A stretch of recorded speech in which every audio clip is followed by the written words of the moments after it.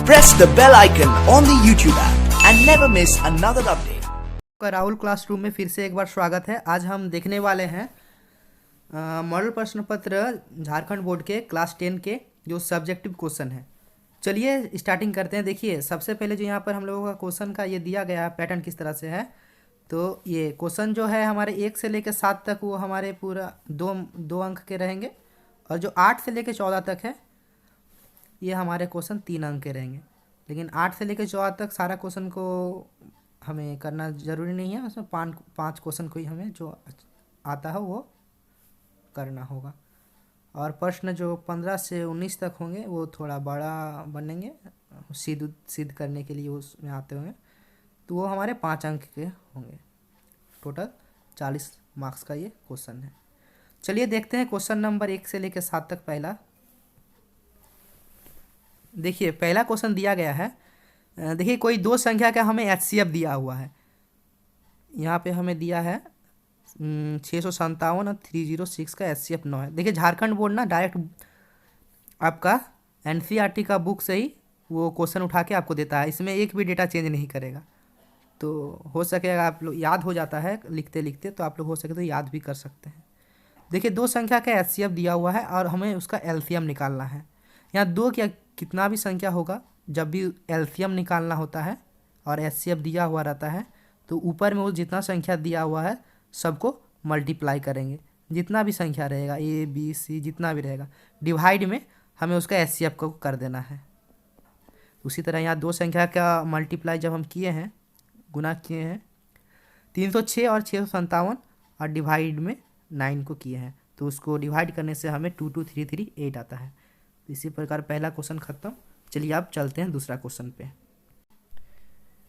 देखिए ये दूसरा जो क्वेश्चन है इसे आप दो तरीक़ा से बना सकते हैं,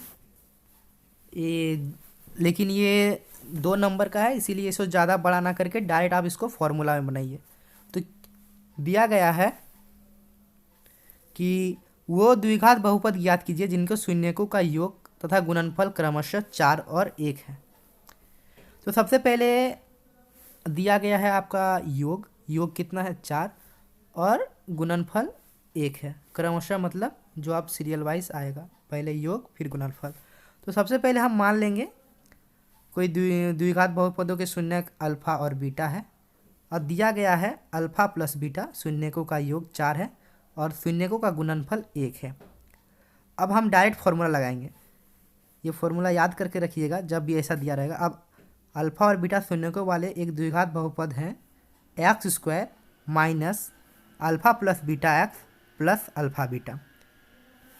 अब इसे पुट करेंगे तो x square minus 4x plus 1 आएगा, और इसको आप सॉल्व कीजिएगा तो x square minus 4x plus 1, ये आपका आंसर हो गया। ये देखिए अल्फ़ा प्लस बीटा का जो वैल्यू है यहाँ पर पुट किए हैं और कुछ नहीं। अल्फ़ा प्लस बीटा का वैल्यू 4 है, इसलिए यहाँ 4x हो गया, और ये एक्स स्क्वायर होगा ही। इसका एक ये फार्मूला ही है, ये कहीं से आया नहीं है। ये फार्मूला देखिए एक्स स्क्वायर माइनस शून्यकों का योग, जो भी शून्यकों का योग होगा alpha plus beta into x plus शून्यकों का गुणनफल अल्फ़ा बीटा, ये एक फार्मूला ही है, इसे याद रखिएगा। चलिए अब बढ़ते हैं हमारे क्वेश्चन नंबर 3 पे।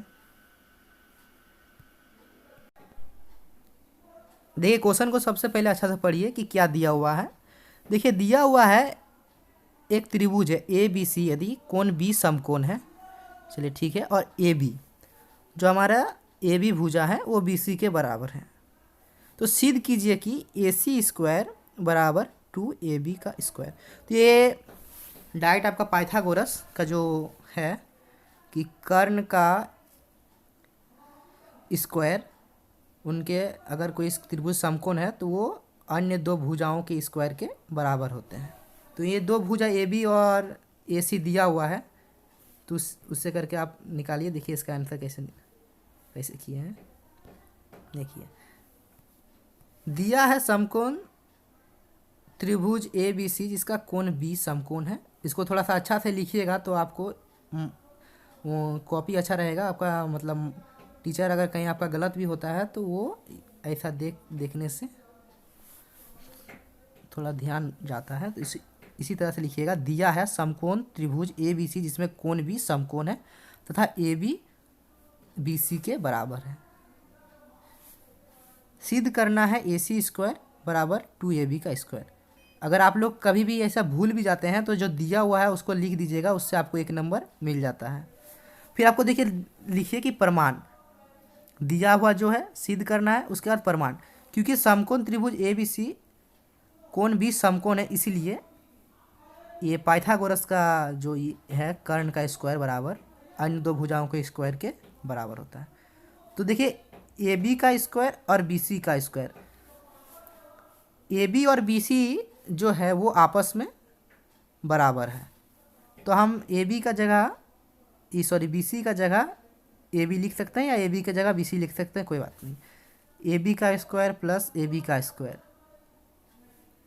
तो इसको क्या करेंगे 2ab का स्क्वायर, जैसे आप लिखते नहीं है a प्लस ए बराबर 2a, उसी तरह यहाँ है ए बी का स्क्वायर प्लस ए बी का स्क्वायर बराबर 2ab स्क्वायर। एगो ए बी मिल के 2 ए बी बन गया, बस सिद्ध। और क्या, नंबर लीजिए।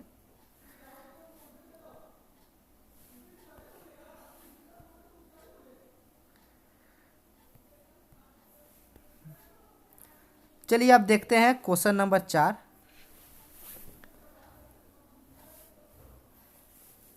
क्वेश्चन नंबर 4 में दिया गया है, देखिए क्वेश्चन नंबर 4 में दिया गया है बिंदु ए बी तथा ए माइनस ए कॉमा माइनस बी के बीच की दूरी ज्ञात कीजिए।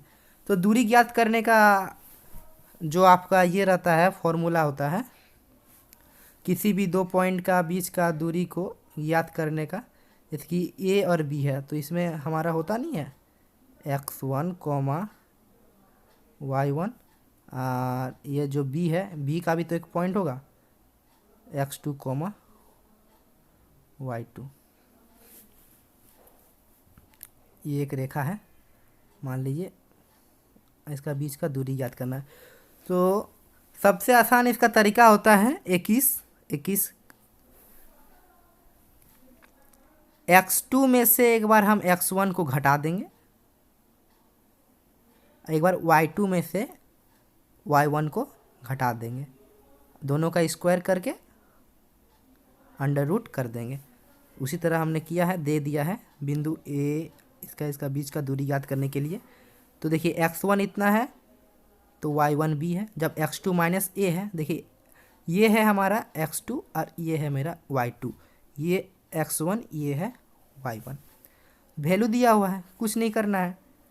अगर इसमें हमको 1 2 या -3 -4 ऐसे भी दिया रहता तो भी हम लोग उसी तरह से करते। तो यहाँ हम लोग ए और बी दिया हुआ है तो हम ए और बी की तरीक़ा से करेंगे, ठीक। -a -2a का स्क्वायर, अब देखिए जब भी स्क्वायर होता है तो वो प्लस हो जाता है, यहाँ पे 4 कॉमन ले लिए, ए स्क्वायर प्लस बी स्क्वायर, ये 4 का जो हमारा रूट होता है 2 होता है ख़त्म, और ये हमारे रूट का अंदर ये हमारा दूरी आ गया, जो भी दूरी दिया हुआ रहेगा उसी का इकाई। चलिए ठीक है, अब आते हैं हम, अब ये आ गया आपका त्रिकोणमिति का क्वेश्चन। हमेशा याद रखिएगा कि जो 1045 होता है इसका मान हमेशा याद रखिएगा, क्योंकि ये हमेशा काम में आएगा। 1045 डिग्री का वैल्यू 1 होता है, ठीक। साइन और कॉस का वैल्यू आप लोग याद कर ही लिए होंगे, तो 10 का ये वैल्यू थोड़ा ज़्यादा मतलब आपका बुक में यूज़ किया हुआ है, तो 1045 का वैल्यू 1 होता है, याद रखिएगा। तो दिया हुआ देखिए क्या, 2 10 square 45 degree, sine square 30 degree minus cos square 60 degree. 1045 का वैल्यू 1 होता है, तो यहाँ स्क्वायर जो है 1 का स्क्वायर कीजिए, प्लस साइन 30 का वैल्यू 1/2, तो 1/2 का स्क्वायर, और कॉस स्क्वायर 60 भी 1/2 का स्क्वायर कीजिए, अब इसे माइनस सॉल्व कीजिए, आपका आंसर 2 आएगा। ये आसानी से हो जाएगा। चलिए अब आते हैं क्वेश्चन नंबर 6 पे। क्वेश्चन 6 पढ़िए। सिद्ध करें कि बाह्य बिंदु से वृत्त पर खींची गई स्पर्श रेखाओं की लंबाई बराबर होती है। देखिए क्या दिया है कि बाह्य बिंदु से, ये आपका सिद्ध करने का क्वेश्चन है। इस प्रकार का क्वेश्चन को आप लोग 2-4 बार बनाइएगा, ये बन जाएगा। अगर आप नहीं बनाते तो जिस तरह से वो क्वेश्चन पूछ रहा है वो आप लिखिए, देखिए आपका क्वेश्चन बन जाता है। सिद्ध करें कि बाह्य बिंदु से वृत्त पर खींची गई स्पर्श रेखाओं की लंबाई बराबर होती है। स्पर्श रेखा वो होती है जो वृत्त को टच करके चल जाए किसी एक बाह्य बिंदु से। मान लीजिए कहीं एक बाह्य बिंदु ले लिए, अब यहाँ से हम एक वृत्त पर स्पर्श रेखा बनाए, वृत्त और एक वही बिंदु से स्पर्श रेखा बनाए। वृत्त तो गोल होता है, ये कोई बड़ा सवाल नहीं है, आप प्रैक्टिकली सवाल है ये कि जब एक ही बिंदु से खींचा गया वृत्त पे जाएगा तो वो जब वृत्त को टच करके इधर जाएगा तो समान मतलब उसका जो लंबाई होगी बराबर होगी। तो देखिए इसको बनाने का तरीका, देखिए इसको बनाने का तरीका। सबसे पहले क्या है, दिया गया है उसको पहले लिखेंगे। दिया गया है सिद्ध करना, उसके बाद ये रचना का है तो पहले फिर रचना। सबसे पहले दिया है, क्या दिया है, केंद्र O वाला एक वृत्त है, वृत्त के बाहर एक बिंदु P है, से वृत्त पर दो स्पर्श रेखाएं PQ और PR है। ये जो है हमारा ये PQ है और ये जो है हमारा PR है। ठीक, सिद्ध करना है PQ और PR बराबर है। रचना क्या करेंगे, कुछ नहीं, बस OQ OR एवं OP को मिलाया, वृत्त का केंद्र से OQ OR और हम OP को मिला दिए। ठीक है, प्रमाण OQ वृत्त की त्रिज्या एवं बिंदु Q पर PQ वृत्त की स्पर्श रेखा OQ पर लंब PQ है। बात सही है एकदम। अब देखिए कोण OQP बराबर 90 डिग्री। देखिए ये क्या बोल रहा है, इसको देखिए, ये बोल रहा है कि कोण OQP मतलब बीच वाला कोण, जब भी ऐसे कोण का ये होता है तो वो बीच वाला एंगल को दिखाता है। OQP 90 degree. ठीक है, इसी प्रकार ORP भी 90 डिग्री होगा। अब OQP तथा त्रिभुज OQP और ORP में कोण जो Q और कोण P 90 डिग्री है और OP दोनों, OP बराबर OP इसका भी भुजा है, PQ मतलब POQ का और PRQ का, ये दोनों त्रिभुज का OP भी भुजा है, मतलब ये दोनों एक ही भुजा इसलिए उभयनिष्ठ है। तथा OQ और OR एक वृत्त का त्रिज्या है, OQ और OR एक वृत्त का त्रिज्या है। हम दोनों त्रिभुज को सर्वागसम करने का कोशिश कर रहे हैं, ठीक ना। सर्वागसम हो जाने से ये भुजा और ये भुजा बराबर हो जाएंगे। ठीक, अब देखिए तो RHS सर्वागसमता से जो त्रिभुज हमारा OQP और ORP दोनों सर्वागसम होंगे, इसलिए PQ बराबर PR CPCT से बराबर होंगे। CPCT का जो आप लोग जानते हैं, मतलब सर्वागसम त्रिभुज के प्रत्येक भाग्य एक दूसरे के बराबर होते हैं, corresponding parts of congruent triangle. चलिए आप देखते हैं क्वेश्चन नंबर 7। ऐसे इसको प्रूव कर लीजिएगा, ये विधि से प्रूव होता है। चलिए आप देखते हैं क्वेश्चन नंबर 7। देखिए क्वेश्चन नंबर जो 7 है वो प्रायिकता चैप्टर से दिया गया है। इसमें क्या कहा गया है कि 20 बल्बों की एक समूह, मतलब टोटल 20 बल्ब है। देखिए टोटल 20 बल्ब है, एक समूह में 4 बल्ब खराब है। टोटल 20 बल्ब में से 4 बल्ब खराब है। इस समूह में से एक बल्ब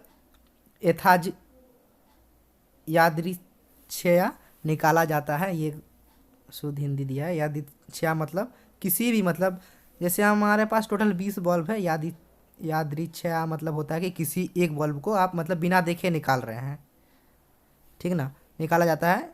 इसकी क्या प्रायिकता है कि 2 क्वेश्चन दिया गया है 1-1 मार्क्स का, ये बल्ब खराब हो, ये बल्ब खराब नहीं हो। सबसे ईजी, सबसे पहले निकाल लीजिए कि कितना बल्ब आपका मतलब सही है। तो खराब बल्बों की संख्या दिया गया है 4 और टोटल बल्ब आपके पास 20 है, तो घटा दीजिए 20 में 4, इसका मतलब आपका निकल गया 16 जो खराब बल्ब नहीं है, अच्छा बल्ब है, ठीक है। अब तो 20 बल्ब एक ही जगह पे है, वो आपको पता नहीं कि कौन सा बल्ब कहाँ है, मतलब कौन सा सही है कौन सा नहीं है, आप इसको निकाल रहे हैं, अब उसका प्रायिकता निकालना है। तो वही आपका NE/NS से प्रायिकता निकलेगा। तो यहाँ आप हिंदी में भी लिख सकते हैं और इंग्लिश में भी, NE/NS ये फॉर्मूला होगा आपका प्रायिकता निकालने का। तो देखिए यहाँ क्या है, खराब बल्बों की संख्या लिखिए सबसे पहले, डिवाइड में कुल बल्बों की संख्या। खराब बल्बों की संख्या 4 और कुल बल्बों की संख्या 20, तो 1/5। याद रखिएगा इसको कभी भी 20/4 नहीं कर दीजिएगा, क्योंकि ये 20/4 करने से वो 1 से बड़ा आएगा, इसीलिए देखिए 20/4 करने से 5, कभी भी प्रायिकता 1 या 1 से छोटा होता है, 1 होगा या 1 से छोटा, याद रखिएगा। तो देखिए ये 1/5 है, 1 से छोटा है। अब वही खराब नहीं है, खराब नहीं है मतलब क्यों चाहिए, अच्छा है और क्या।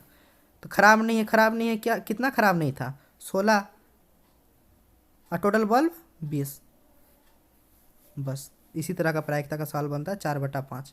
कहीं भी 5/4 नहीं कर दीजिएगा गलती से, क्योंकि 5/4 1 से बड़ा हो जाएगा और 4/5 हमेशा नीचे वाला जो है ना ये बड़ा रहेगा। चलिए देखते हैं अब नेक्स्ट क्वेश्चन। देखिए सेक्शन बी आता है आपका नेक्स्ट, ये आपका जो किन्हीं 5 प्रश्नों का उत्तर देना होगा और ये 3-3 नंबर के होंगे। तो देखिए ये सबसे पहले आपको दिया है यूक्लिड विभाजन, बहुत ही इंपॉर्टेंट सवाल है, इसको कर लीजिएगा, हो सके ये आ भी सकता है। तो यूक्लिड विभाजन आपका क्या होता है, ये देखिए, दर्शाइए कि एक धनात्मक विषम पूर्णांक 4q+1 या 4q+3 के रूप का होता है, और q जहाँ एक पूर्णांक है।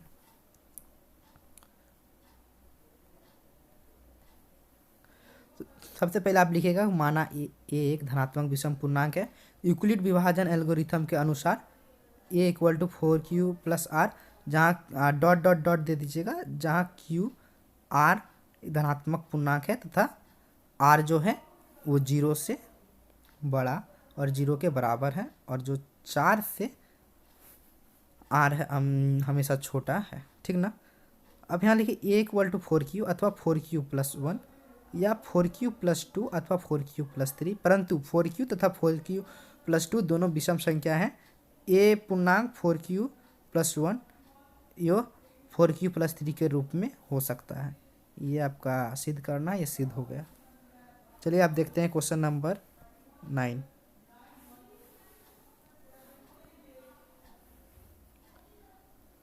क्वेश्चन नंबर 9 आपका है समीकरण युग्म। जब भी इस प्रकार का क्वेश्चन आए तो डायरेक्ट आप लिखना स्टार्ट कर दीजिए, और ग्राफीय विधि आपको ग्राफ पेपर वहाँ दिए जाएंगे, तो वहाँ ग्राफ पेपर पे आप लिखिएगा। तो इसको करने के लिए देखिए यहाँ पर दिया है आपका 2xy = 2 और 4x - y = 4 को ग्राफीय विधि से हल कीजिए। देखिए यहाँ पर आपका 2x और इसका बीच में माइनस छूट गया था, ठीक ना। तो सबसे पहले जो आपका जो दिया हुआ रहेगा समीकरण उसको लीजिएगा, 2x - y, ये जो ऊपर वाला है, बराबर 2। तो देखिए 2x = 2 + y, x = 2 + y / 2। उसी प्रकार से एक आप रो कॉलम की टेबल बनाइएगा, यहाँ इधर आप x इधर y लिखिएगा। तो देखिए आप यहाँ पर ही आप उसका मान बैठाते जाइए। जब आप x का वैल्यू 1 बैठाइएगा, ठीक, तो देखिए आप y का वैल्यू कितना आपको मिलता है, ये आपसे 2 से गुना हो जाएगा, और ये 2 इधर आके माइनस हो जाएगा, 2 - 2 0। उसी प्रकार जब आप x का वैल्यू 2 बैठाइएगा तो y का वैल्यू 2। हमेशा याद रखिएगा, इसको 3 करने की कोशिश मत कीजिएगा, कर भी देंगे कोई दिक्कत नहीं है, ये 2 में ही हो जाता है। 2 वैल्यू आप निकालिए x और y का, 2 क्योंकि 2 बिंदु से ही एक रेखा खींची जा सकती है।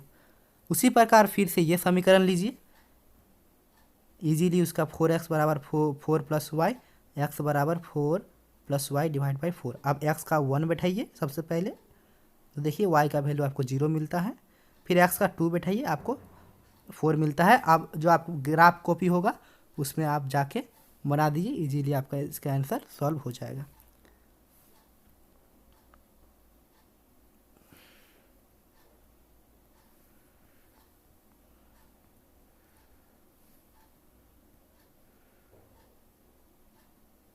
ये देखिए ग्राफ कॉपी में बनाया गया है, इजीली आपका आंसर सॉल्व हो जाएगा। अब देखिए क्वेश्चन नंबर 10 पे आते हैं। एपी का क्वेश्चन है, एपीजीपी वाला। क्वेश्चन नंबर 10 में क्या दिया गया है कि उस एपी का 31वां पद ज्ञात कीजिए जिनका 11वां पद 38 है और 16वां पद 73 है।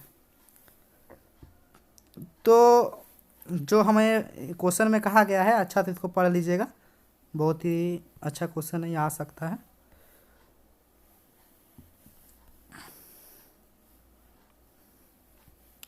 देखिए 11वां पद आपका दिया गया है 38 है और 16वां पद 73 है। तो फॉर्मूला आपको याद ही होगा,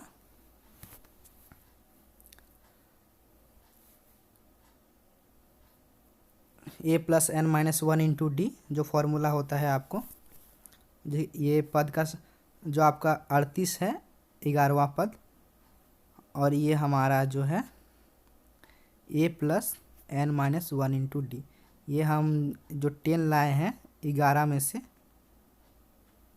एक घटा के लाए हैं, तो 38 बराबर a plus n minus 1 into d, 10d बराबर a plus 10d equal to 38। ठीक है। उसी प्रकार के जो 73वां पद दिया है a plus n minus 1 into d, यहाँ जब 16 है तो यहाँ हम 15d डायरेक्ट लिखेंगे। जब आप इस तरह का क्वेश्चन को सॉल्व कीजिएगा तो आप कभी भी n माइनस 1 इंटू डी नहीं लिखिएगा, डायरेक्ट आप 15d। जब 16 है तो 15, जब 11 होगा तो 10। a प्लस 15d बराबर 73। दो समीकरण आपका बन गया, दोनों समीकरण को सॉल्व कीजिए, आपका आंसर आ जाएगा।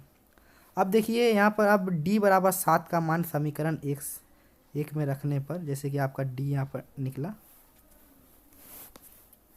d निकलेगा, समीकरण 1 पे मान रखिए, आपका आंसर आ जाएगा 178। चलिए आप देखते हैं क्वेश्चन नंबर 11।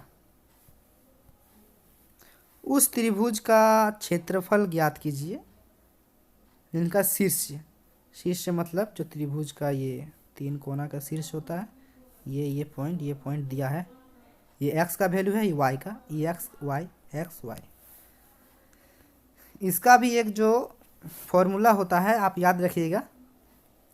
इधर आप त्रिभुज का जो दिया है उसको लिख लीजिए, डायरेक्ट फॉर्मूला होता है, आप लोग पढ़े हैं, जो एक चतुर्भुज का फॉर्मूला आप आधार इंटू ऊंचाई से करते हैं, उसी प्रकार त्रिभुज का जो फॉर्मूला होता है वो चतुर्भुज का तो आधा होता है, इसलिए 1/2 स्टार्टिंग में लिखते हैं। अब देखिए इसका, क्योंकि 3 शीर्ष है तो तीनों को हमको गुना करना पड़ेगा, इसीलिए यहाँ पर x1 x2 x3 और y का एक फॉर्मूला होता है, वो आप याद रखिएगा 23 31 12। 23 31 12 याद रखिएगा, ये नंबर बहुत इंटरेस्टिंग है। 23 31 12 मतलब होता है y2 minus y3, y3 minus y1 और y1 माइनस y2, और इसका बीच में माइनस, और सबको हमको जोड़ देना है। आप देखिए ये हमारा x1 है, x2 है, x3 है, ये हमारा y1, ये y2 और ये -5 जो है ये y3 है। ठीक ना, ये हमेशा पेयर होता है x और y का, ठीक ना, इसी को x1 x2 नहीं कीजिएगा। तो चलिए आप इसको सॉल्व कीजिए, इसका आंसर आपको मिल जाएगा। चलिए अब क्वेश्चन नंबर 12 को देखते हैं। देखिए इसमें क्या है कि सिद्ध करना है। सिद्ध करना क्या है, sine A cosec square A plus cosec A का whole square, sorry cos A plus sec A का होल स्क्वायर बराबर 7 + 10 square A plus cot square A. इसका हल देखिए क्या कीजिए, सबसे पहले आप LHS वाला पार्ट को उठाइए, इक्वल के जो लेफ्ट हैंड साइड है उसको उठाइए, दोनों को लिखिए। अब देखिए a प्लस बी का होल स्क्वायर में टूट रहा है, दोनों को a प्लस बी का होल स्क्वायर में तोड़िए, a square plus b square plus 2ab। इसको भी पूरा कीजिए a प्लस बी का होल स्क्वायर का रूप में। Cos square A sec square A plus 2 cos A sec A. अब देखिए sine square A plus cos square A, याद रखिएगा ये 1 इसका वैल्यू 1 होता है। उसके बाद लिखिए cosec square A plus sec square ए। अब देखिए आपका 2 और टर्म बच जाता है 2 sign A. 2 sign A cosec को आप 1 बाई साइन ए लिख सकते हैं, प्लस ये इसका भी कहानी खत्म। अब बच गया इधर 2 कॉस ए, इसको भी कॉस का फॉर्म में तोड़िए, 2 cos A 1 by cos A हो गया। इसका वैल्यू तो आप 1 आ गया डायरेक्ट। अब देखिए cosec square A plus sec square ए। सबसे पहले इधर देखिए ये साइन और ये साइन कट गया, ये 2 बचा, ये साइन और ये कॉस है, ये कॉस कट गया, ये 2 बचा, 2 2 4 1 5। हमें और 2 की आवश्यकता है, तभी हमारा 7 आएंगे। अब देखिए तो हमें लाना है किससे, cosec square A plus sec square A. Cosec square ए को एक फॉर्मूला है 1 प्लस कॉट स्क्वायर ए लिख सकते हैं, और सेक स्क्वायर ए को लिख सकते हैं 1 प्लस टेन स्क्वायर ए। दोनों को कीजिए 1 1 2 और 1 3 और इधर 4 7 7 टेन स्क्वायर ए कॉट स्क्वायर ए, जो आपका आंसर है। अब देखिए क्वेश्चन नंबर जो 13 है, क्या लिखा है। सबसे पहले क्वेश्चन को पढ़िए कि 6 सेंटीमीटर त्रिज्या का एक वृत्त खींचिए केंद्र से 10 सेंटीमीटर दूरी स्थित पर बिंदु से वृत्त पर स्पर्श रेखा का युग्म की रचना कीजिए। ये रचना से सवाल है, इसको कर लीजिएगा। देखिए इसका मैं तो भी सॉल्यूशन आपको दे देता हूँ। देखिए इसका इस तरह से होगा, और फिर इसका रचना भी लिख लीजिएगा। चलिए अब आते हैं क्वेश्चन नंबर 14 पे। देखिए क्वेश्चन नंबर 14 इस तरह से कीजिएगा कि आपको देखिए क्या दिया है। एक घड़ी को मिनट की सुई जिसकी चौड़ाई 14 सेंटीमीटर है, इस सुई द्वारा 5 मिनट में रचित यहाँ पर क्षेत्रफल छूट गया है, यहाँ पर आप रचित क्षेत्रफल ज्ञात कीजिए होगा। ठीक, तो यहाँ क्षेत्रफल छूट गया है, उसको क्षेत्रफल इसका निकालना है। ज्ञात कीजिए कि कुछ नहीं होता है, क्षेत्रफल ज्ञात कीजिए कुछ होता है। इसको काट के एरिया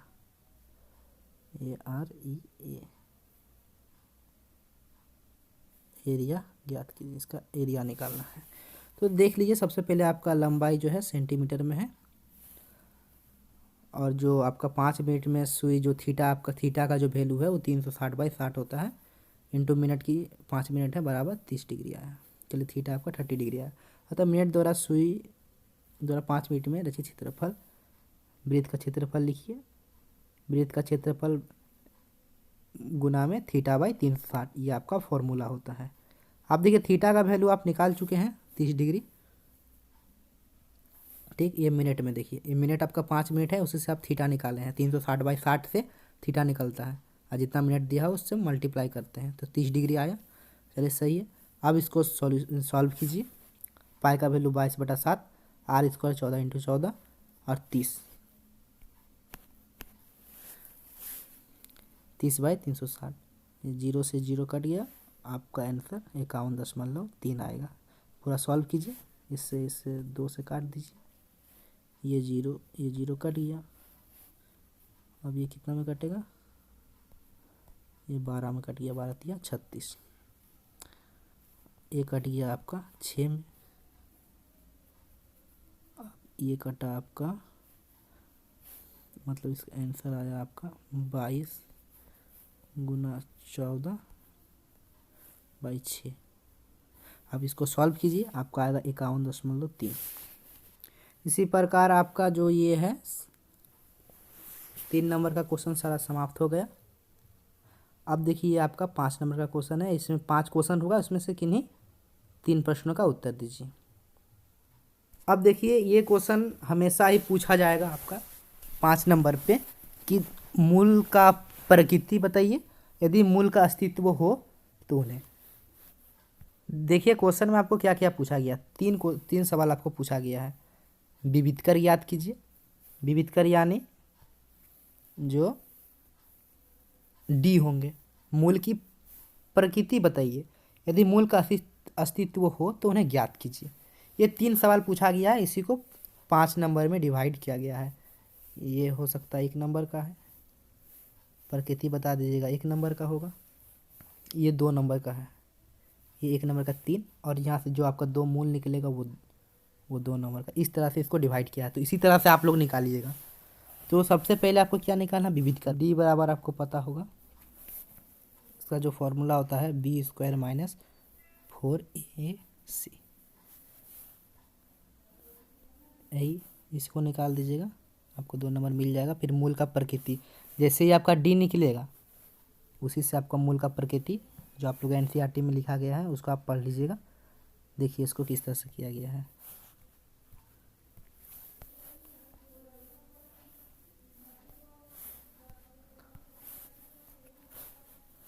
इजी क्वेश्चन है ये। अंतिम में उसका जो मूल है वो निकाल दीजिएगा, आपको पूरा 5 नंबर मिल जाएगा। अब देखिए ये सिद्ध करने वाला क्वेश्चन है।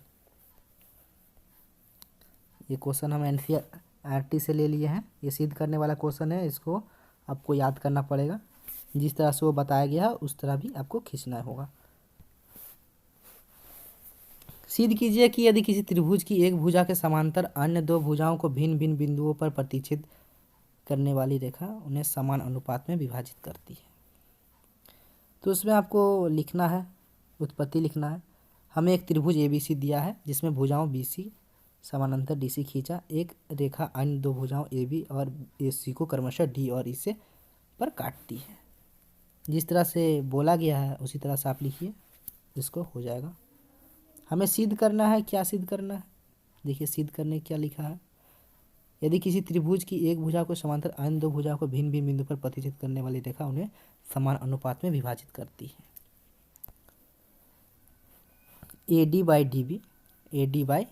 AD/DB का जो रेशियो आएगा वो AE/EC का रेशियो के बराबर होगा। देखिए त्रिभुज में देखिए AD और DB का रेशियो और AE और EC का रेशियो का इक्वल आएगा।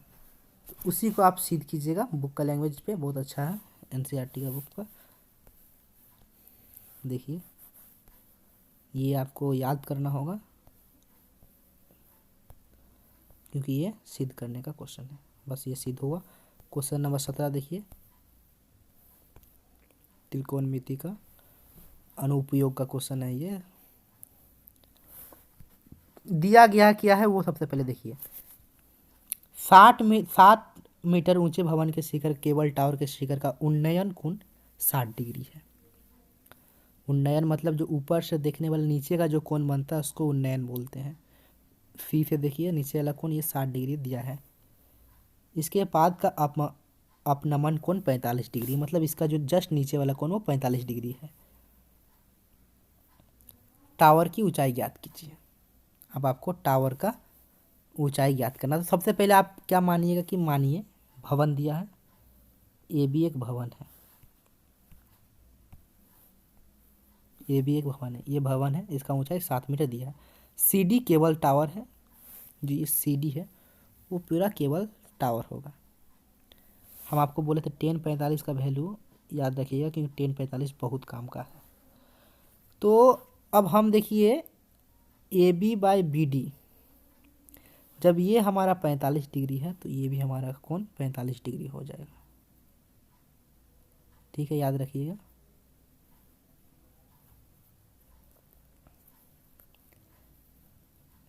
अब ये जब 45 है तो 1045 क्या होता है, AB/BD। तो AB का वैल्यू दिया है 7, तो हम BD का वैल्यू आराम से निकल जाएगा। BD जैसे ही निकला तो हमें AE का भी वैल्यू निकल जाएगा। तो BD का वैल्यू 60 मीटर निकल गया। अब हम त्रिभुज AC और E में करेंगे काम। ठीक, हमें यहाँ एक कोण और एक भुजा पता है तो उससे हमें CE का भी वैल्यू पता चल जाएगा। चलिए देखते हैं। फिर 1060 का आप लीजिएगा और आपका CE का भी वैल्यू पता चल जाएगा। इसी तरह से फिर आपका आंसर रूट में आएगा, उसको मीटर में लिख दीजिएगा क्योंकि वो मीटर में है। चलिए आप नेक्स्ट क्वेश्चन की ओर जाते हैं। ये गलती से 1 है, इसको काट दीजिए, 1 नहीं है। क्या है ये, पानी पीने वाला एक ग्लास। देखिए आपका जो यहाँ पर है ये 4 गलती से नहीं, ये सही है। चलिए देखिए, पानी पीने वाला एक ग्लास जो 14 सेंटीमीटर ऊंचाई वाले एक शंकु के छीनने का आकार का है। दोनों वृत्ताकार सिरों के व्यास 4 सेंटीमीटर और 2 सेंटीमीटर है, इस गिलास की धारिता ज्ञात कीजिए। तो इस ग्लास की आपको धारिता ज्ञात करना है, तो धारिता का आपको तो फॉर्मूला पता है।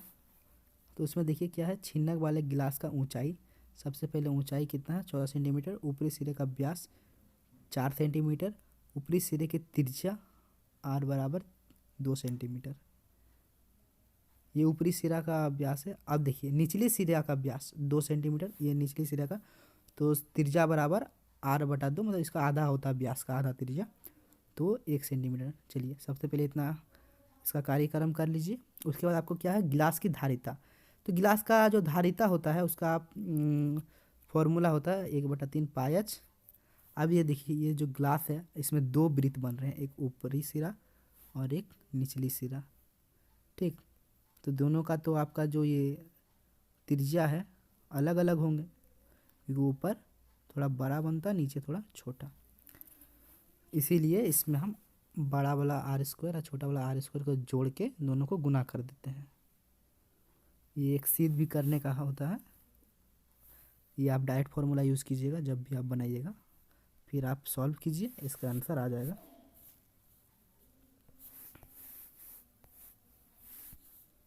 चलिए इसका आंसर आ गया, इतना सेंटीमीटर क्यूब। जब भी धारिता होगा उसको हम क्यूब में लिखते हैं, क्षेत्रफल को स्क्वायर में। ये याद रखिएगा, ये देना नहीं भूलिएगा, सेंटीमीटर क्यूब लास्ट में, धारिता, ठीक। चलिए देखते हैं नेक्स्ट क्वेश्चन। यार ये लास्ट क्वेश्चन है, बहुत ही इजी क्वेश्चन है, इसमें हमें ज़्यादा दिमाग लगाने का ज़रूरत नहीं है, इजी क्वेश्चन है, खाली माध्य निकालने के लिए कहा है और 5 नंबर पे दे दिया है। देखिए आपका वर्ग अंतराल दिया हुआ सारणी में, सबसे पहले आप वर्ग अंतराल और FI आपको दिया हुआ है, FI मतलब बारंबारता। FI से आपको XI क्या बोलते हैं, XI निकालना। देखिए XI आपका 125, 175, 225, 275, 325, और DI निकालना है आपको XI माइनस XI से। XI का फॉर्मूला जो होता है ऊपरी वर्ग सीमा और निचली वर्ग सीमा, और डिवाइड 2 कीजिएगा तो आपको XI निकल जाएगा, ये आपको पता ही होगा। और DI आपका उसी से फिर निकल जाएगा XI माइनस जो आपका ये है, फिर UI निकालिए, DI/50, वर्गमाप आपको दिया हुआ है, और फिर FI UI निकालिए, दोनों को FI और UI को मल्टीप्लाई करके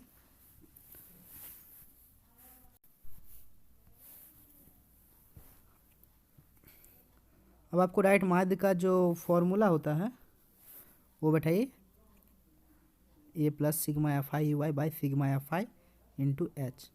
तो आप डायरेक्ट पुट कीजिए, आपका उसका हो गया।